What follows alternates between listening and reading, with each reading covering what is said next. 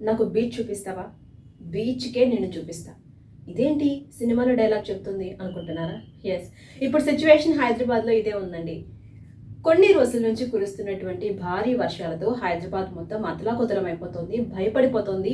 బయటికి రావాలంటేనే ఇంటికి సేఫ్‌గా వెళ్తామా లేదా లేదన్నా మ్యాన్ హోల్‌లో పడిపోతామా అన్న భయంతో జనాలైతే బయటకొస్తున్నారు. ముఖ్యంగా ఐటీ కంపెనీ వాళ్ళైతే చెప్పాల్సిన అవసరం లేదు. వాళ్ళకి బయోమెట్రిక్ ఉంటుంది. కొంచెం లేట్ అయినా కూడా ఎక్స్‌క్యూజ్ చేయరు కాబట్టి సో వాళ్ళందరూ కూడా కొంత భయంతోటే ఆఫీస్‌కి వెళ్తూ ఉన్నారు.